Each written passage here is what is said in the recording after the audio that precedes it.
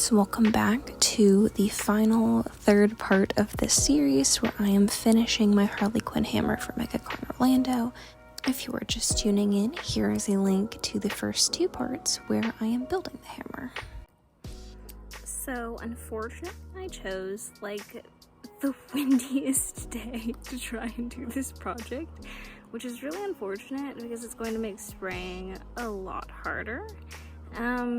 But you know, fingers crossed. I might have to move a couple of times to figure out, you know, the best place to do it, but fingers crossed that it'll be okay, because I don't want to have to come back out here to prime again. So here goes nothing. Here you can see me shaking up my Plastidip. This is the coating, the plastic coating that I'm using to seal my foam. I did 3 coats of this all over, and it took a long time because it's a pretty big prop.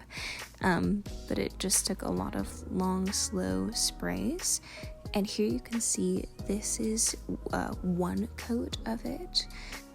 I was really worried that the Plastidip would take away the texture, but as you can see, it's all still there.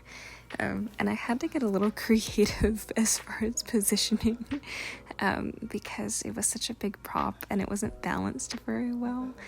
So to get all the little nooks and crannies, I did have to hold it in some awkward positions, and it got a little tiring.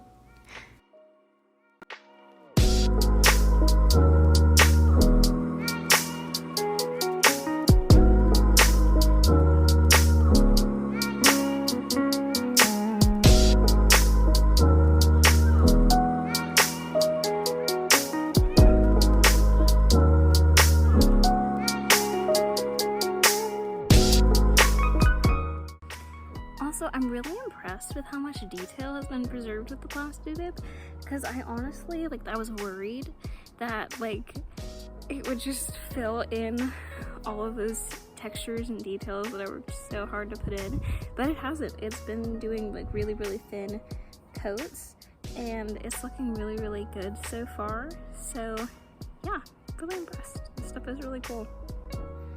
So, editing cat here. What you're gonna see in the next part is that I don't know what I was thinking. I was like, I'm just gonna get 1 thing of Plastidip, and that's definitely gonna cover my entire prop 3 times. So yeah, it did not. I ended up getting 2 more cans, and I think I used 1.5 of that still, because I still have some left over. But definitely, if you're going for a prop this size, get way more than you need. I didn't need as much of the primer. 1 can was fine of the primer, which was nice. I did end up getting more just in case, but 1 can was fine. But Plastidip, because you're doing more coats of that, yeah, definitely get more of that.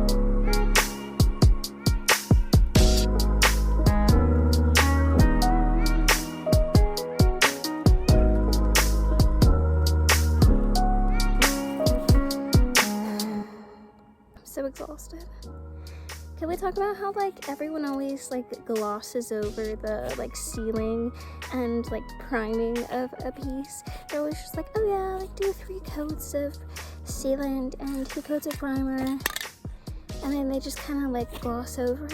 But I'm exhausted.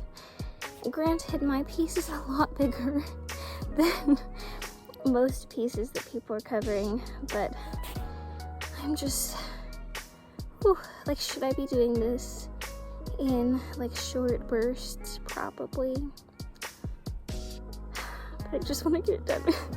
Like, I'm tired. I want to be done priming this thing. So like, I'm physically exhausted. Like, I can't even sit up anymore. Like, I'm just like spraying while lying down. But I got this. It's almost primed. It's almost there.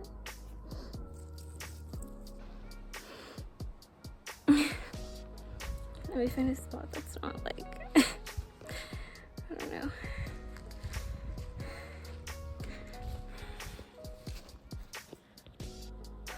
So I know that my hands are very small and very fragile. They're tiny. So spraying with these big canisters and these big nozzles is just a lot on my hands. So maybe it'll be easier for you, but I think I've gotten it about as good as I can get it at the moment.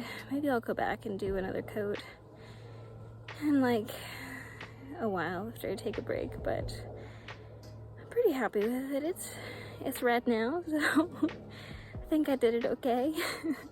But yes, painting will come another day, but that's fine.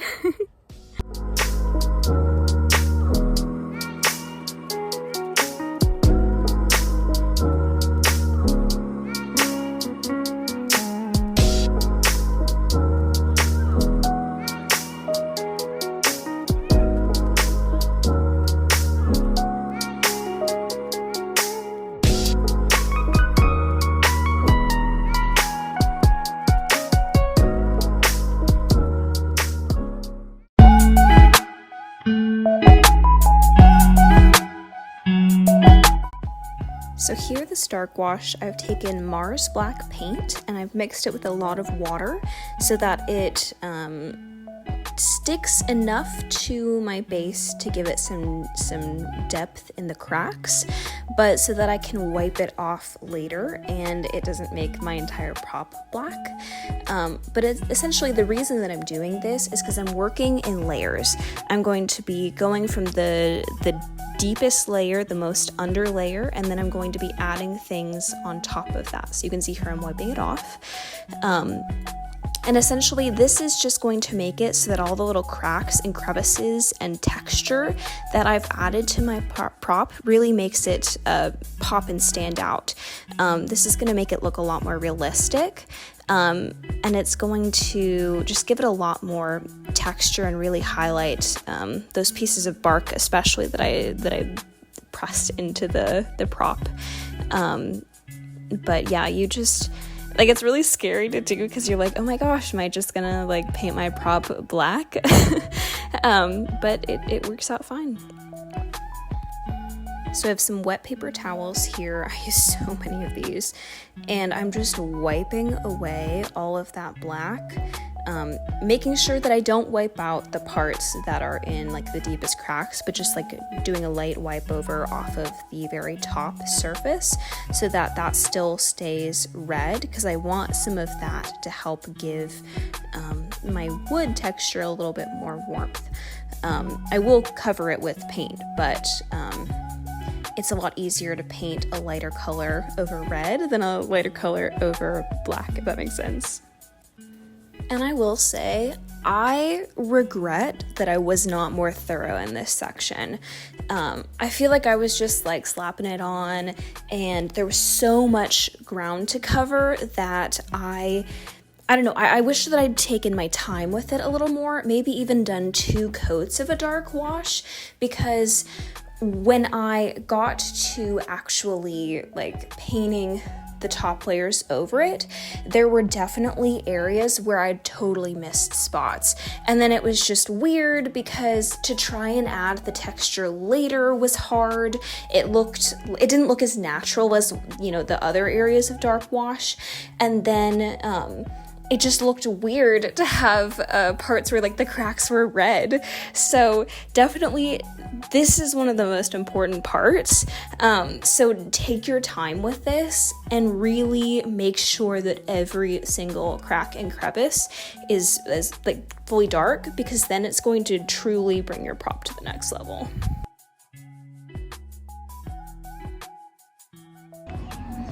I will say it has been leaving like a weird residue from the paper towel. I don't really know how to minimize that. I've been kind of struggling to do that. So I don't know, maybe I just need to like rub it again with a clean paper towel. Yeah, rubbing it with a dry one really didn't help much, and then rubbing it with a clean wet one didn't really help that much, so maybe we'll just give it added texture. So I don't know. We'll see what I end up doing.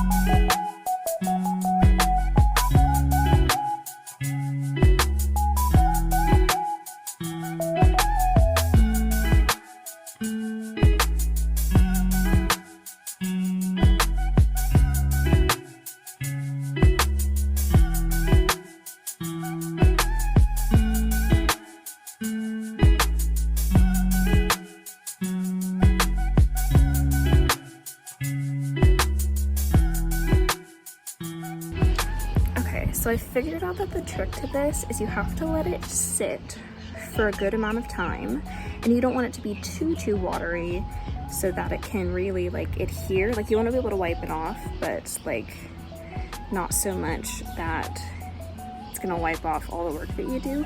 But really I think the most important thing is just letting it sit a little longer than you think that you will need to, because it really does wipe away really easily with water. It doesn't wipe away if you have a brown paper, a clean, like non-wet paper towel very well. But if you do the wet does wipe it away. But you just gotta let it sit.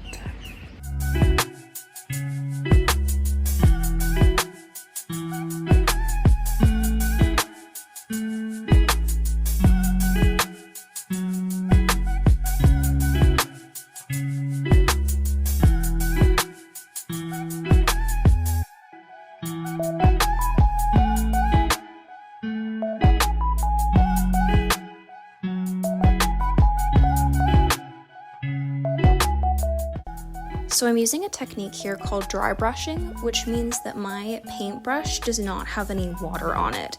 I'm literally just taking the paint and brushing it on, and this helps it to not seep into the cracks. It gives it a light overlayer, and you can see it very faintly and subtly like going over a lot of those black areas. And I'm just being very careful to not get into any of the cracks and undo what I spent so long doing. And it's a slow process because it's very precise since there's no water to help it move around much. And I'm just using a brush that's pretty fluffy and flared so that everything kind of can sit and smooth nicely. And I'm just mixing different colors of paint to try and figure out what exactly I want. As you can see, I mixed some of the light sienna to help make it a little bit lighter since I didn't like how dark it was. So just going over slowly and bringing out a lot of that texture in the bark and making it all brown.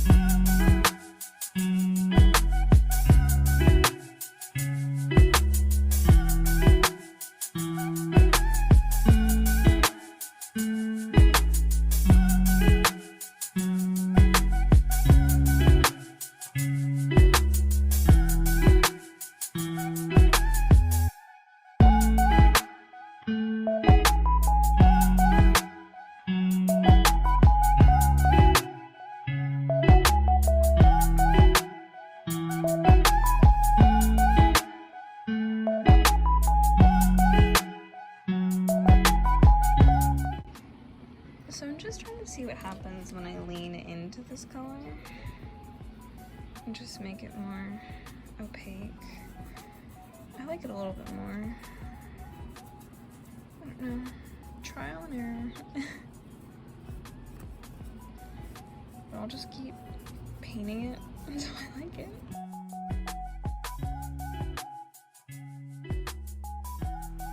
So, editing cat again.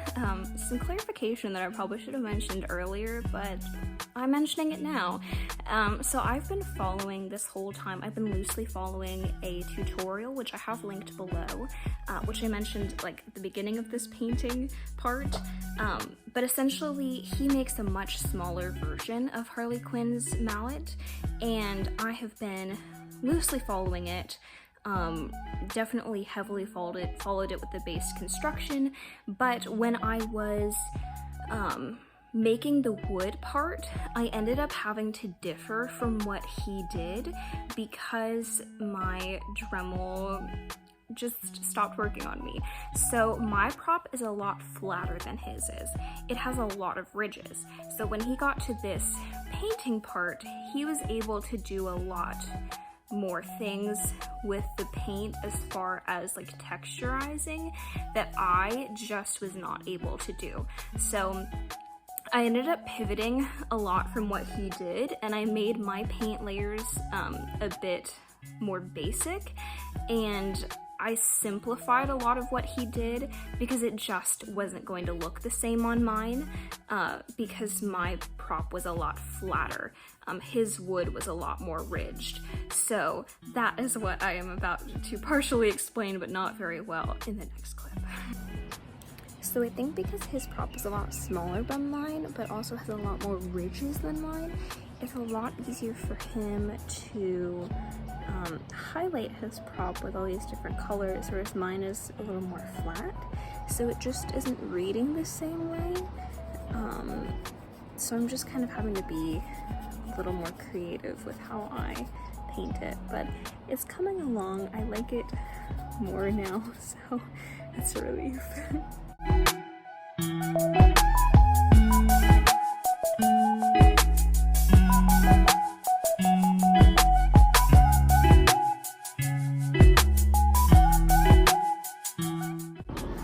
So I'm just trying something to see if I like it, because the ends of the wood were looking like really pale compared to the rest of the wood, which is a lot darker in tone, which isn't a bad look, but it just looked very like new, and I'm going for more of a gritty look.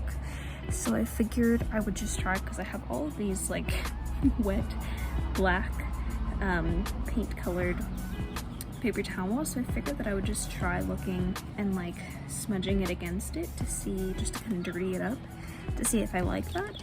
And I'm gonna do it on one side of that one end, and then I'll kind of look at it with fresh eyes maybe tomorrow or in a couple days, just to see how I like it whenever I next decide to move on with my paint job. But yeah, I'm kind of curious to see if I like it more.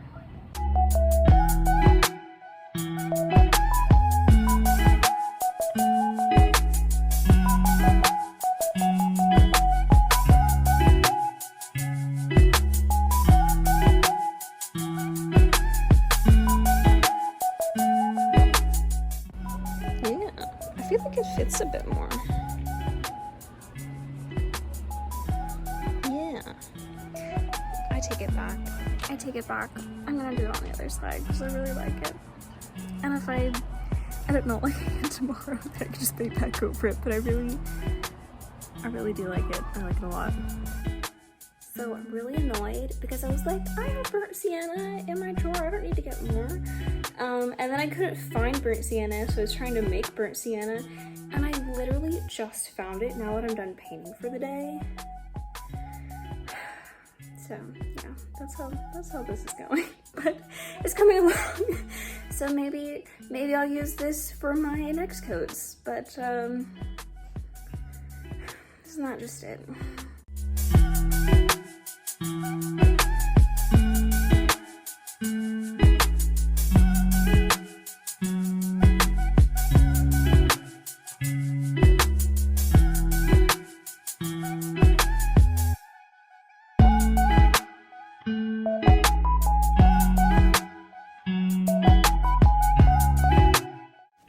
So I was trying to add a little bit more warmth to the end of the mallet because I felt like it was kind of a little one-dimensional.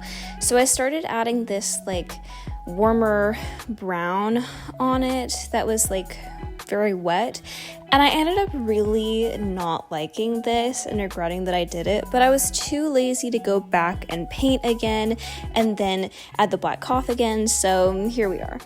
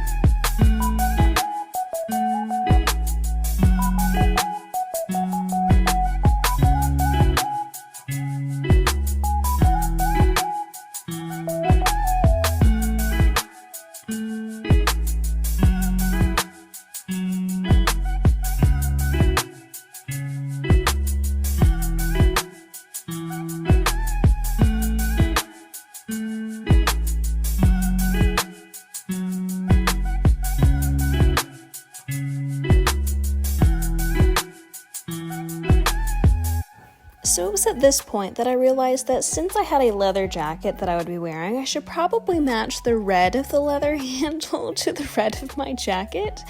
And I kind of ran into the most difficulty in painting here at this point because the red that the guy used in the video just did not match the red of my leather. So I just kept trying to find a red that would work, and I just couldn't find one. So I ended up painting the squares white and then painting over them red, 3 coats of it in order to get the perfect red color. You can see this matches very close now. It was not matching earlier, and it was giving me such a headache. But this was the only way that I found that I could do it. So I just kept making these white squares and then painting over them red. And it needed 3 layers in order to be the right color. And the reason I needed to paint the white over it, because if I used the red color that I made over the existent red, it made it a weird red. So I ended up using the crimson paint color, and that worked perfectly. And I tested it on the checkerboard because I knew that'd be easier. And then I just painted white all over this top wrap part. And it honestly didn't even need to be that uniform of white. I mean, that maybe would have been better, but I don't know. I like a varied look. It just needed to be lighter than what it was. So this is kind of how it turned out before I painted it all red.